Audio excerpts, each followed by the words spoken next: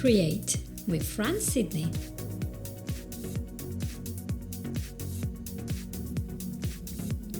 Hello everyone, welcome to the show. This is Fran Sidney and we are today doing episode 68. And today my investigation is about, is your mind protecting you too much? So much that you cannot lose weight? And this probably is not the last episode about this, but sometimes you notice somebody at work or at school who, despite trying, just not losing the weight. And sometimes this is a very emotional reason. So we're going to delve into it and we're going to talk about John. He works in an office. It's very, very important. He has a big role.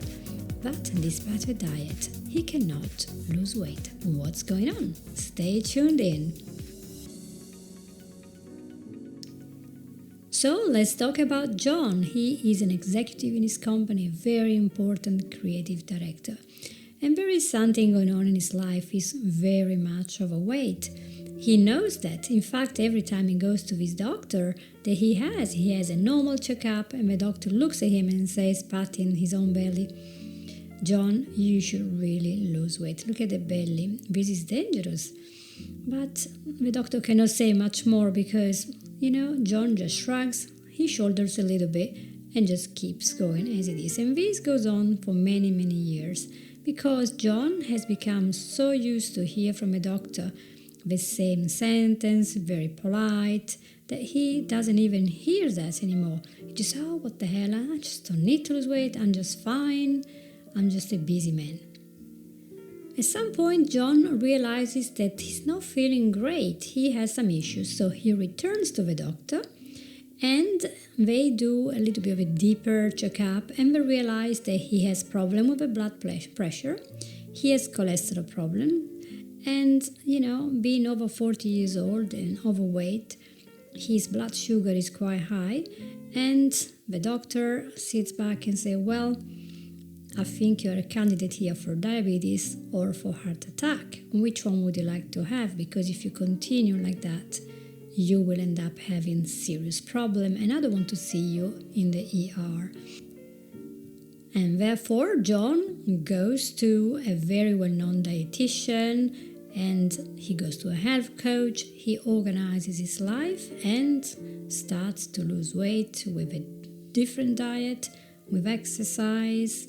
He's doing really well. He loses 5 kilograms, which is about 10 pounds, if I'm not wrong. And so he's very happy with his weight loss. And he says that he's very, very keen to lose this weight. However, something is not right. After a couple of weeks on this diet and exercise and climbing more stairs, John sees that his weight loss has completely stopped. And it feels weird. So he started talking to his wife and they talked for a little while and she said, why don't you go and see a therapist? Because this could be something that is more emotional. So John goes to see a therapist and what comes out during his session is that he is very, very stressed at work and is very anxious all the time. And there are big projects. He's a very, very well-known art director. He has to come up with all these amazing performances all the time. And, he needs to calm down because maybe there is a cortisol problem there. Who knows what it is? So he wants to go and see a therapist about maybe something underlying his problem. So when John goes to the therapist, he describes what his job is. And what he has to do when he goes to work is to show to his clients, so he sits with one client in one room, show the concept they're working on for the new campaign, the new advertising, whatever they're doing. And he does that in a really wonderful way. He's brilliant and everyone in his company absolutely loves how he does that. But the therapist finds out that John is absolutely terrified of doing the same thing in front of a group of people. Art directors from large agencies sometimes come out in front of many, many people. Maybe it could be the board of directors.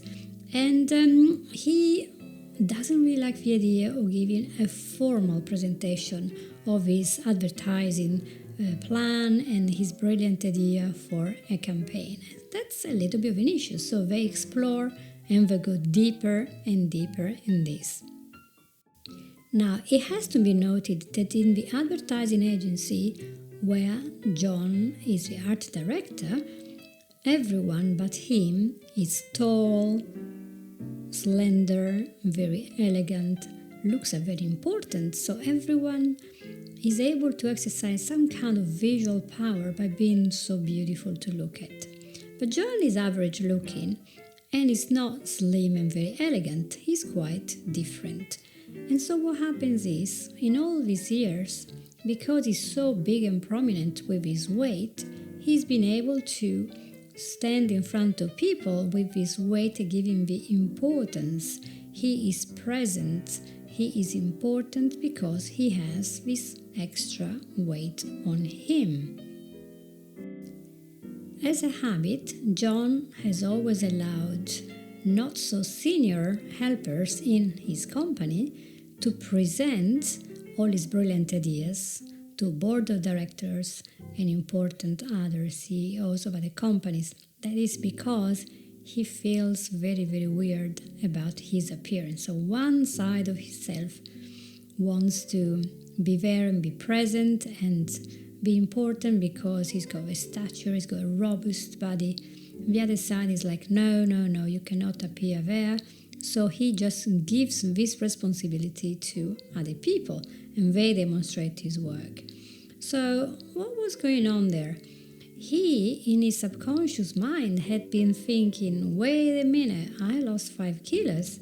And if I keep losing all this weight, I'm going to become slim like everyone else. I'm going to be elegant like everyone else. And then, oh dear, this is going to happen. My boss is going to ask me to get up on the stage to hold those workshops for which I'm just not, I just don't want to go there. I'm too shy. I don't want that. And so by digging further and further, John realized that for him, his mind was saying, don't worry, I'm going to keep you fat so that you're going to be safe. You're never going to have to be in front of all these people. You'd rather have a heart attack, but you don't want to stand in front of all these people. There was always subconscious level. It was never a decision that he made right there. Once John and the therapist worked out the real reason why his body was holding on to this weight so dearly, then there was, something important to add to the basket. It wasn't just about food, it wasn't just about exercise, but really looking at what was safe for his mind.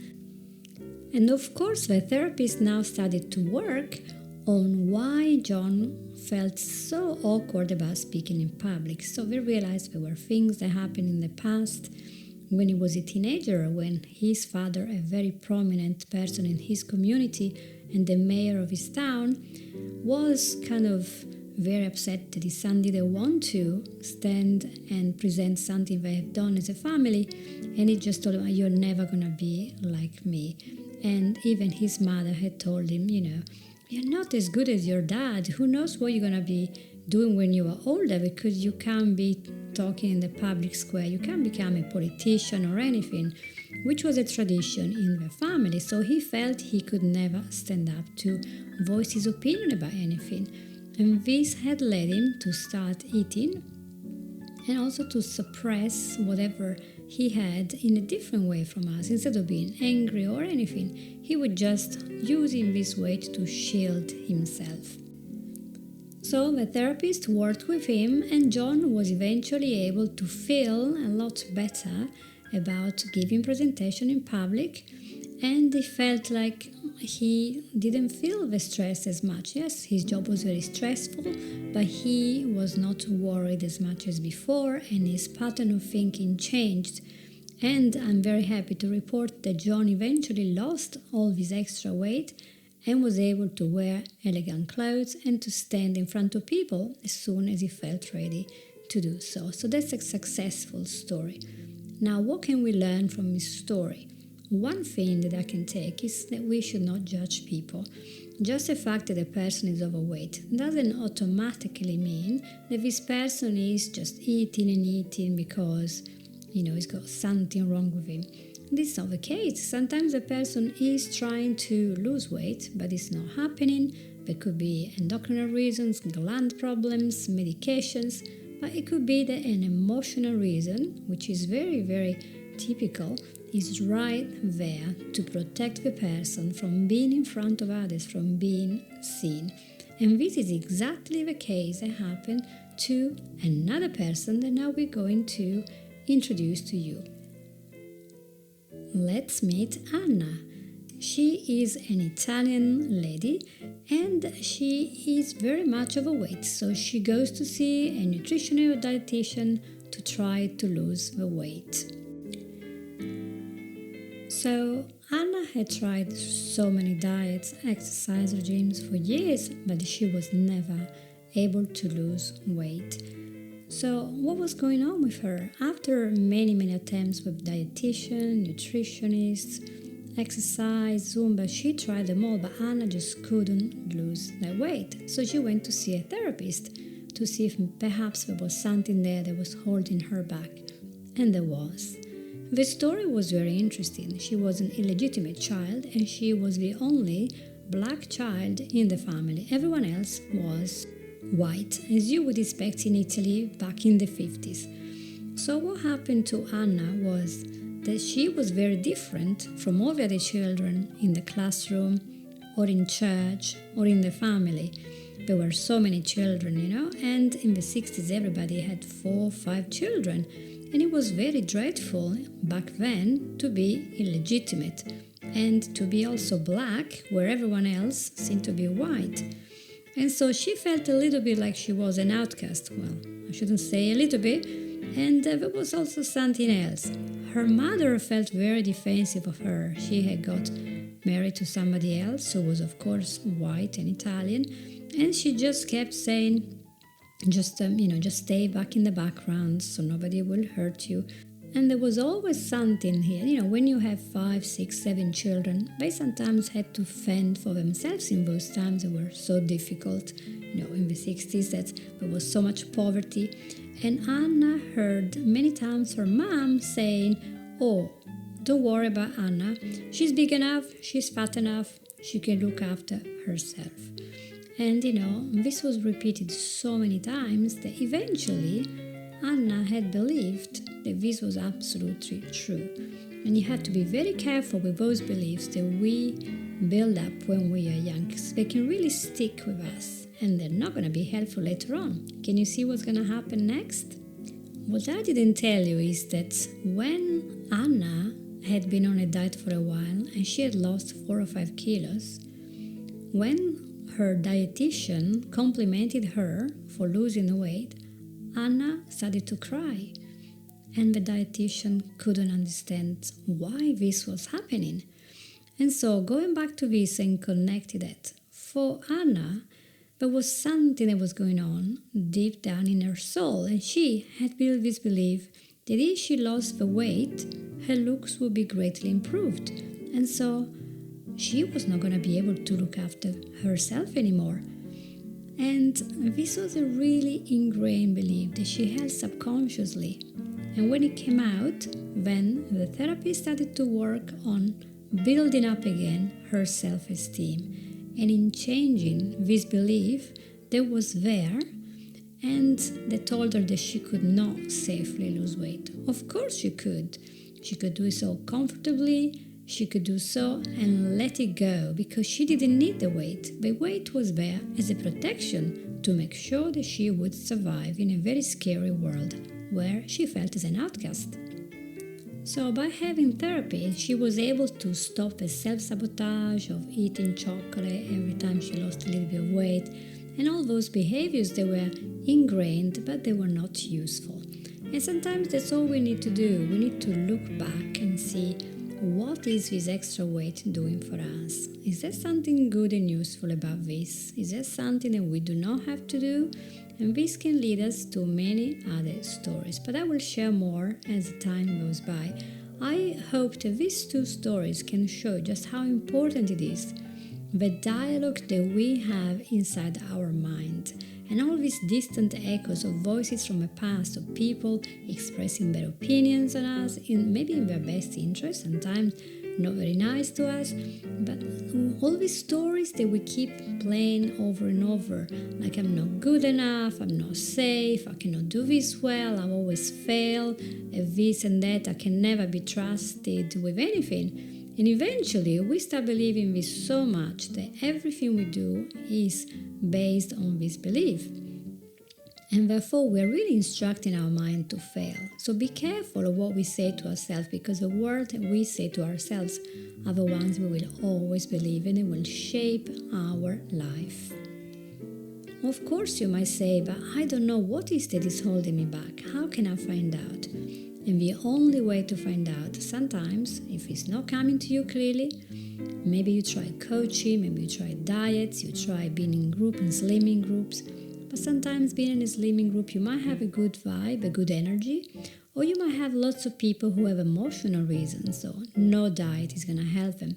They need to look back and look deep inside at what's holding them back. So if you want to invest in yourself, and really if you want to believe that you can lose this weight, or you can perform in public, you can have permission, allow yourself to look amazing, to talk in front of people, to feel confident, to start a new project, you want to look back through the help of a therapist, which is why I offer this service. You can have coaching, or you can have NLP coaching, or you can have RTT, and clinical hypnotherapy is exactly that. It's just going down to the root cause of why we are continuing some behaviors that are not bringing good results in our life, whatever the behavior is. So if you want to perform better in your singing, if you want to stop your anxiety about something, you want to go back in time and see what was going on that makes me believe that if I do this, all my life is going to be shattered. So feel free to come and contact me at any point. You know where to go. You go to calendly.com/FranceSydney and you contact me. We can have a nice chat, and sure enough, we'll resolve your problem in one session, sometimes 2, 3, but most times one is enough. It's a great investment in yourself, and you deserve it. Why would you want to continue with this problem for the rest of your life? There is no reason, and maybe this is also very subconscious. Oh, I'm going to do it later, I can't afford it. That's fine, but then if you become really ill because you put off too much weight, or if you cannot go forward in your job, you cannot start your business, you cannot do the presentation, you cannot have the promotion, you cannot find the person you want because of all these problems. So what is the financial loss? What is the emotional loss? It's still very, very big. So think about that. Do I deserve to have a better life? And if you think so, then call me and we will talk about it. I must say that I really love many, many jobs. I love teaching languages. I love illustration. I love it because I'm a person that likes doing many, many things. But I absolutely love when I see a client that after 20, 30 years of having problems is changing his life or her life. I see them thriving. And I see that finally the way of thinking is being rewired. The old patterns go away. There is nothing like finishing a session and then every week when we do a follow-up, we see they're feeling better and better. They're noticing that everything feels a little bit lighter and a little bit easier. And then their family members said, Jenny, you look different, you're acting different, what's going on with you? And that's the greatest thing for me, to see that their life is transforming. And this transformational power is within you. All of you have this power to change, to improve, and to bless other people around you. And this really starts with believing in yourself. So, thank you so much for being with me today. I hope you enjoyed yourself listening to this little program today. We were on episode 68. Is your mind protecting you too much? And if it is, you know what to do. So thank you for being here. Click like and share, write review, share with your friends. Maybe there's somebody in your family, in your friends that want to know about this. and you can help them, you can share the message that we can reach beautiful heights in our life. So thank you again, and until the next time, take care and bye-bye.